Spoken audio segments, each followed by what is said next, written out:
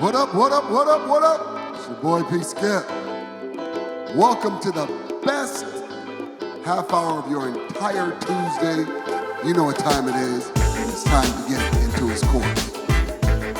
My squad with me, T-Mac. Hola. Chili Will.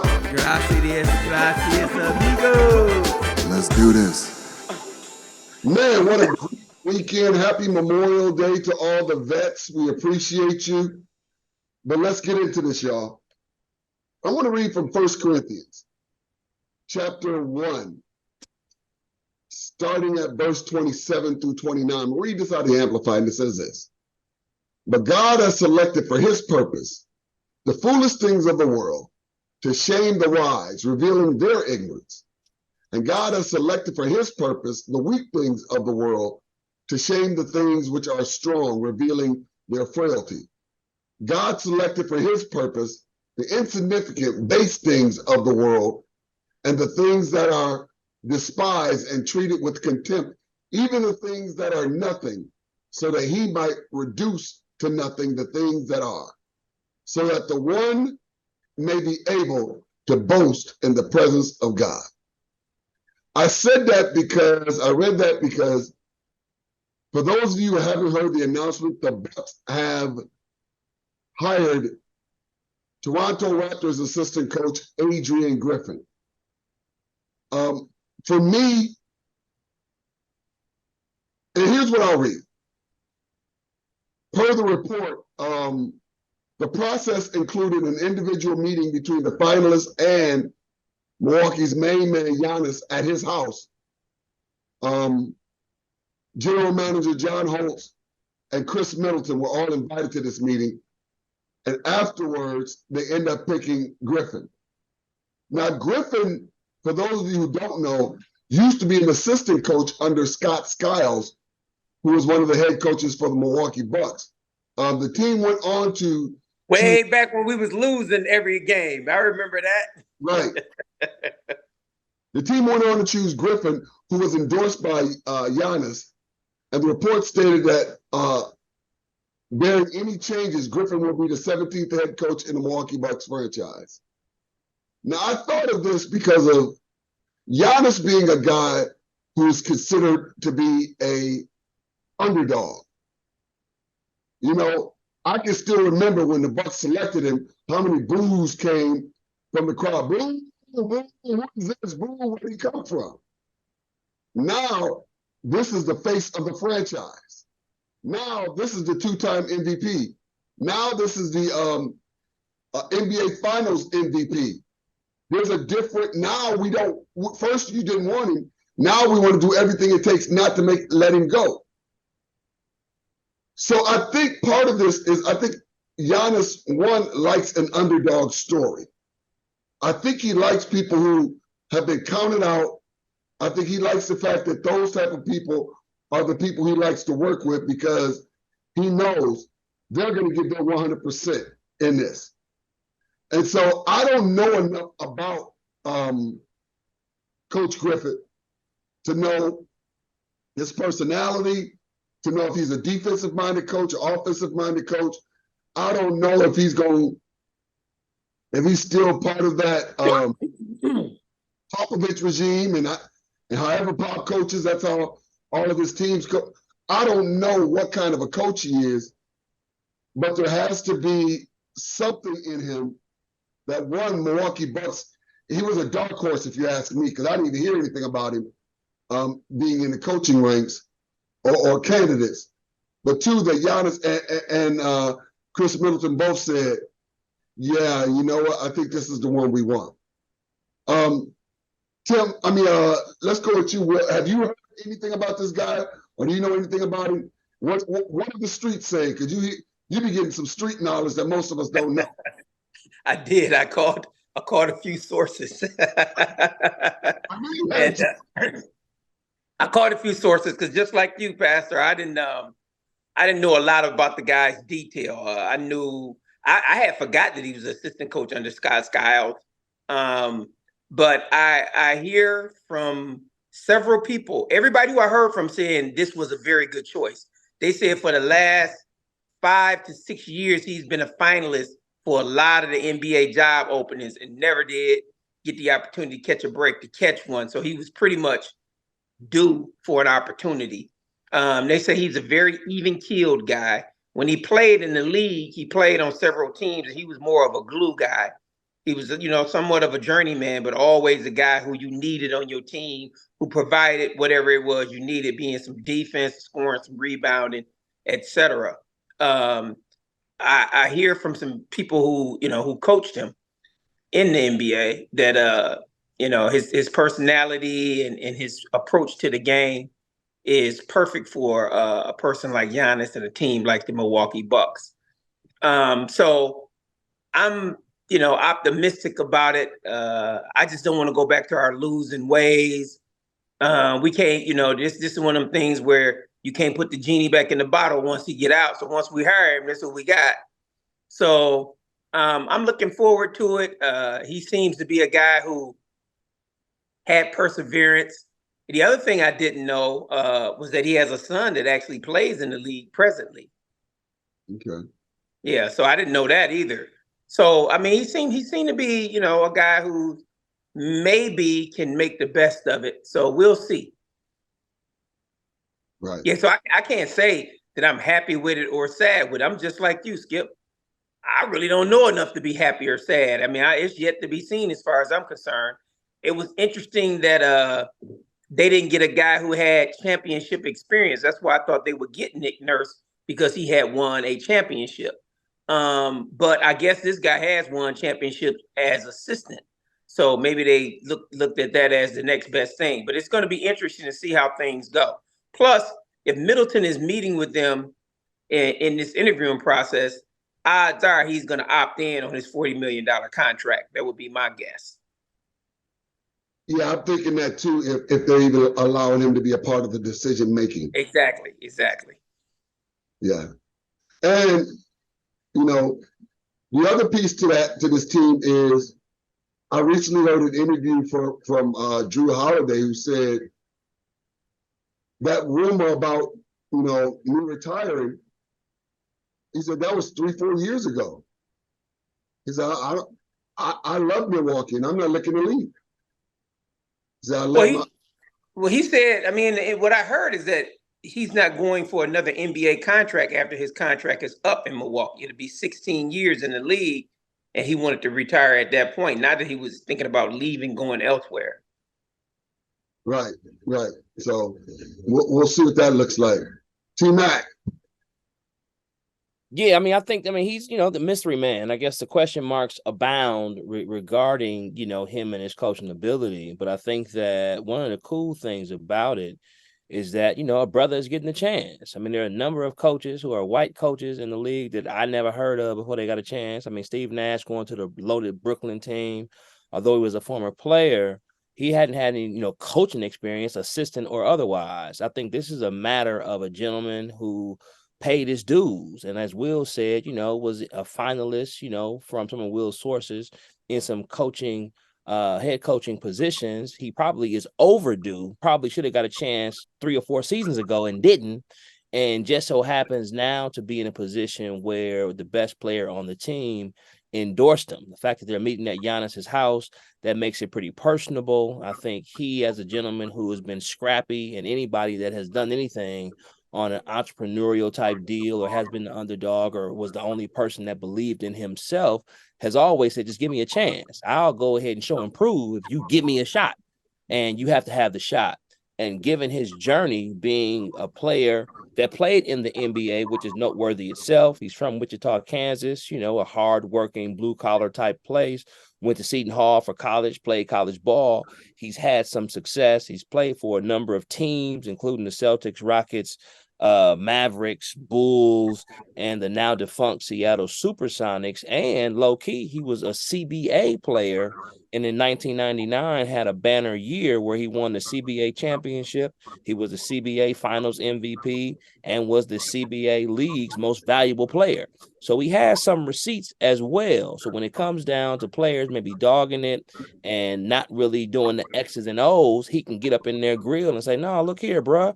I've been there, done that, and you have the privilege of being able to do this on a grander scale. I've rocked and rolled in both the CBA and the NBA, so I know what it is to be on the lower rungs as well as up in the penthouses of the NBA. And trust me, you have a privilege. Why don't you take full advantage of it? So I think him being able to get into the grill of the players and talk like that, he may be able to do some of the things that I'm presuming Darvin Ham did while he was with the Bucks and proved with, the LA Lakers, given that turnaround season that they had, and despite their sweep to the Denver Nuggets, them going to the Western Conference Finals was a surprise to everybody. So they have no reason to hang their heads. Denver was a superior team, and the Lakers still had a great season, coached by a guy who, when that selection was made, many people were wondering, why did they pick him? Well, now he done showed and proved. Shut up. He did his thing. I think the Bucks have enough of a core to where, unless my man comes in and just takes a total inferno to the team, I anticipate they will still be successful. It'll be interesting to see whether he keeps the same, system, lock, stock, and barrel that they've been successful with and won a championship with, or does he come in and make a couple tweaks, a new sheriff in town, and anytime you have a new administration or a regime, they tend to bring in their own quote unquote people. We will see that as well. But I think he's been around the league. He's not necessarily a novice. He's won a championship as an assistant coach with Toronto, so he's been around the top tier players. He's been to the mountaintop in the NBA, knows what it takes. And, he might have been a pivotal part to that championship team, even though Nick Nurse got all the credit, similar to Darvin Ham being a big part of us winning the championship, although former Coach Bud, got all the props. So I'm very, very happy. I'm glad to see that, somebody Black got an opportunity to get a head coaching job. We all know in all professional sports is far and few between for a Black person with credentials or not to get an opportunity. And it's good to see that the leaders of the team, Chris Middleton, Giannis, respectively, were the ones that gave the final endorsement for him, giving management and the Bucks brass the confidence to go ahead and make the hire. So I'm applauding the Bucks for having the guts. I heard some people when we first had this coaching carousel or the nominees, I heard anecdotally that no, they will never hire a Black coach. Milwaukee is a racist segregation city, a segregationist city, it won't happen. But the hire is, shut up, put some of that stuff to bed. Now we will continue to call out injustice where we see it, but we also simultaneously have to give credit where it's due. They went ahead and it seems like didn't necessarily look at the color of the person. They looked at the best candidate for the job, who happened in this particular case to be Black. So I'm excited about it. One, our team is a winning team. We have a championship. We expect to go to the championship every year, and anything short of that is a disappointment. That's a great problem to have. And to be able to be in a city that has brass that cares about winning enough to get, again, the best possible candidate. And if he happens to be Black, that's what we're going to roll with. So I think we have a lot to be excited about. And if he, doesn't live up to the possibilities, then that's one thing. But I think he's earned the benefit of the doubt. We have a lot to be excited about on multiple fronts. And I'm looking forward to what we have on the court this upcoming season. For me, mixed emotions again. But again, here's where we were with Giannis. We didn't know what we had with him either. Mm-hmm. Because I was when he first got drafted, I'm like, how are we even gonna pronounce this cat's name? Right. I mean, I just discredit completely, not knowing. But the Bucks have done a phenomenal job in that pick. And just on a personal note, all of us have been in situations where we've been considered underdogs. Facts. Whether it be in sports, whether it be in business, whether it be on our jobs, whether it be in the marketplace, all of us have been in situations where, whether you even be as a Christian, where you've been considered an underdog.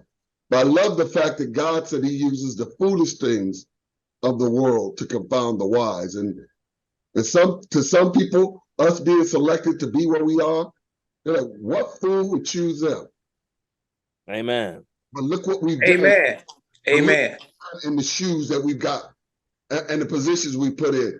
We've not only achieved, but we overachieved in some people's eyes, but in our own eyes, we've underachieved.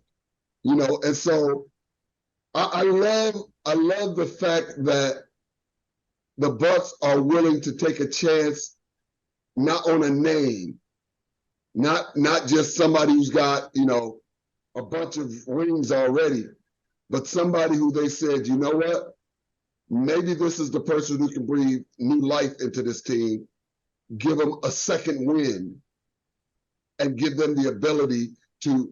And to your point, Tim, he really is he's gonna have to change some things. Mm-hmm. Because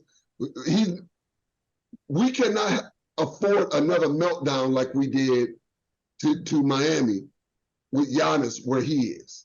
Facts. Because that is saying, that's pretty much giving him ammo to say, I am out of here.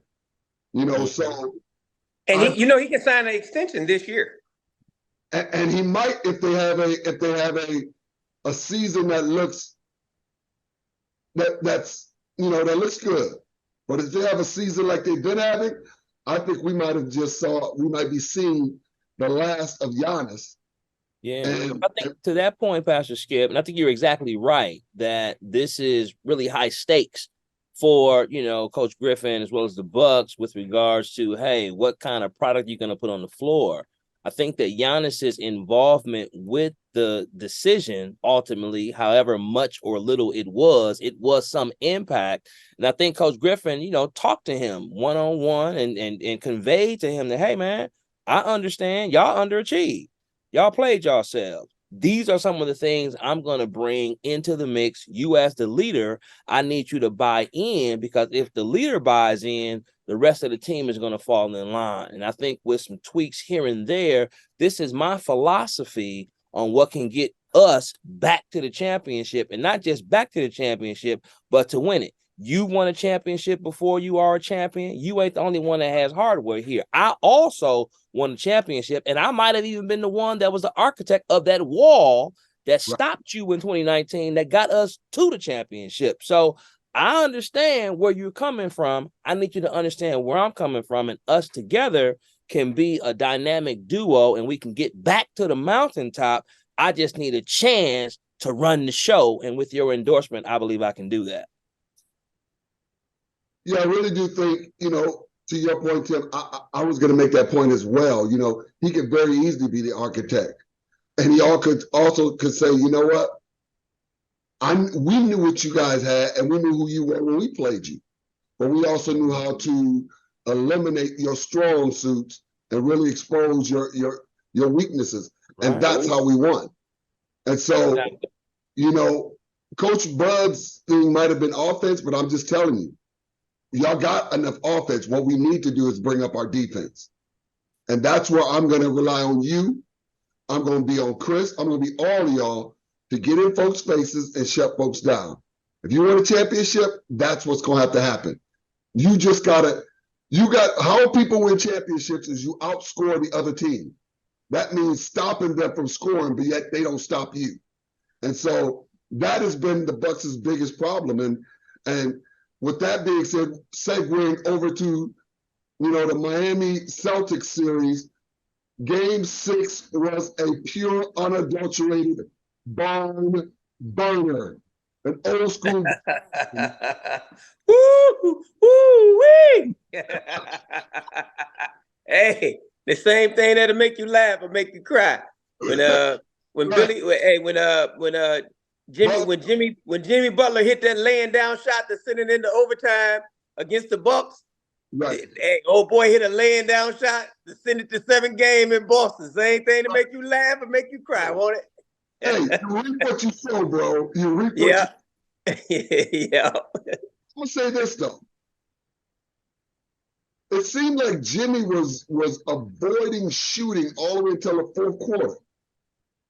He was giving away a lot. He was passing the ball and trying to get everybody else into the flow until about the fourth quarter, about 7 minutes left in the fourth. Then Jimmy started to kick it in. He started to be more aggressive. and it made the difference. It made that team step up, and also that team. By that I mean the Heat. They became more aggressive with scoring, and it made the Celtics kind of like, okay, we thought we shut him down by the height we put around him, by just making him a little uneasy and uncomfortable. But I think in order for the Miami Heat to pull this off in 7 games, Jimmy's gonna have to come off the rip. From the first tip, Jimmy's gonna have to be major league aggressive and get the Celtics playing on their heels, because Jimmy loves this kind of pressure. He loves going into a hostile crowd. He loves folks booing him. He feeds off of that. And ain't no more hostile crowd when Boston Celtics, the Boston Garden, the 7th game to go to the NBA Finals.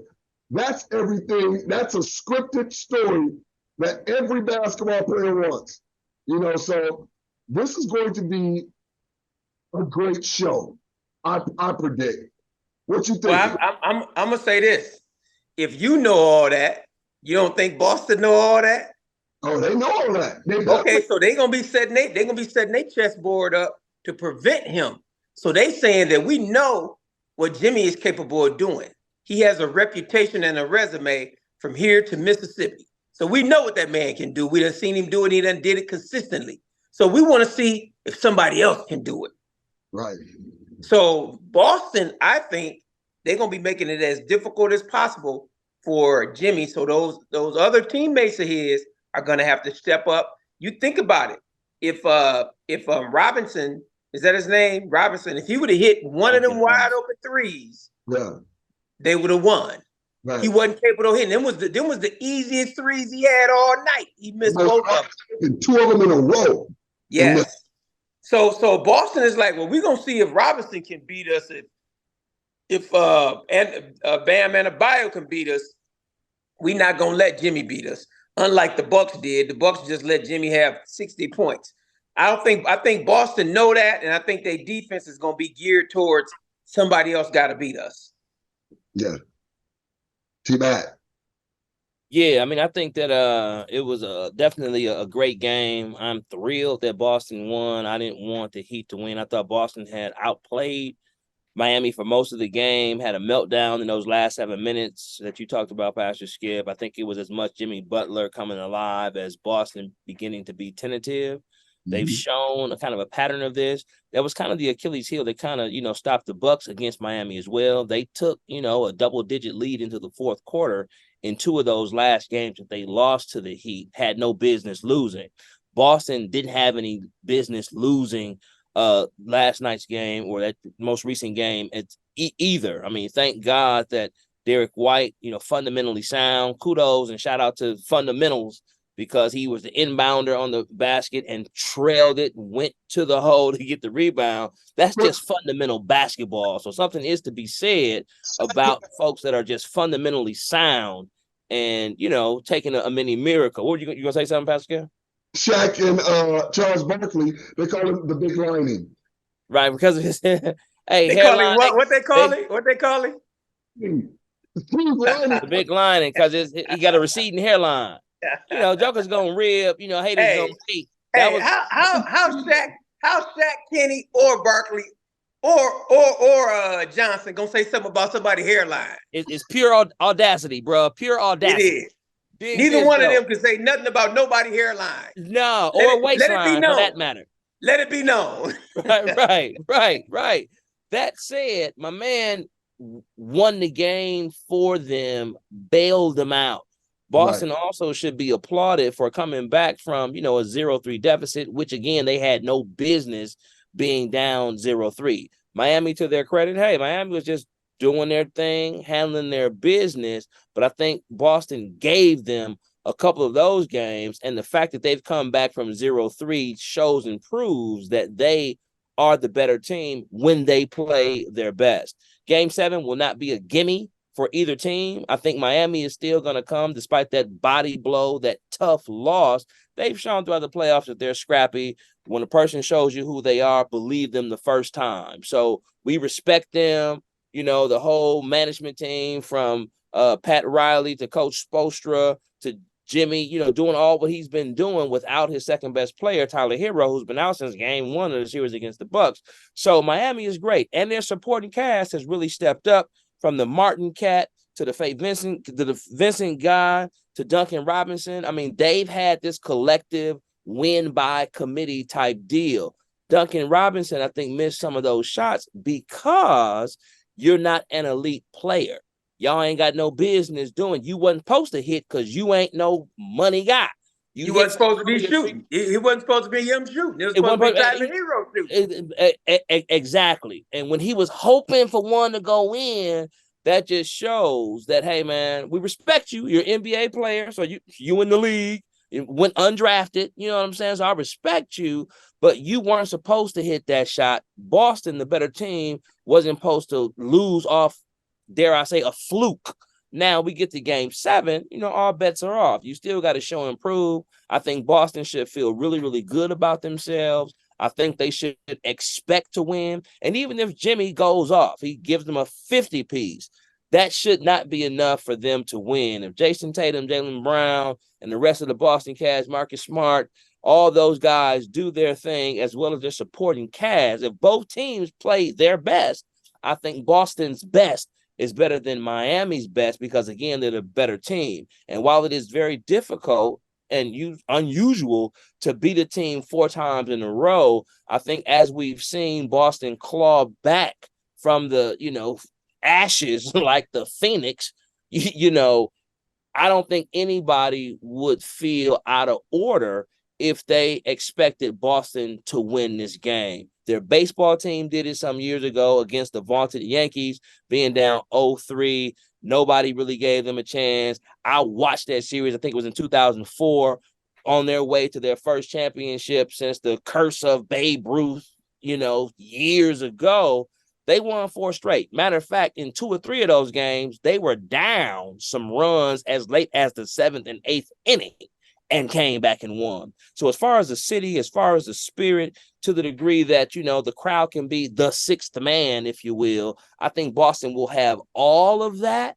And again, their chance at redemption, similar to a person that has a near-death experience, has a new kind of a focus when they get that second chance. Boston, I'm thinking, is going to come into this game 7 with that kind of renewed focus, knowing that they certainly dodged a bullet. They snatched victory out of the jaws of defeat in game 6. They shouldn't take any chances for game 7, put Miami away early, snuff out any chance or hope that they think they might have of beating them and going to the finals. And Boston punches their ticket to the finals to get a do-over from last year's flubbed good chance at a championship when they tricked the Golden State. It's going to be very, very formidable to go against Denver this year as well. However, to get back to the finals is better than to not get back and have a chance at redeeming yourself to get that hard one. Well, listen, another great show. Meet us right back here. Same bat time, same bat channel. Every Tuesday night from 7 to 7:30.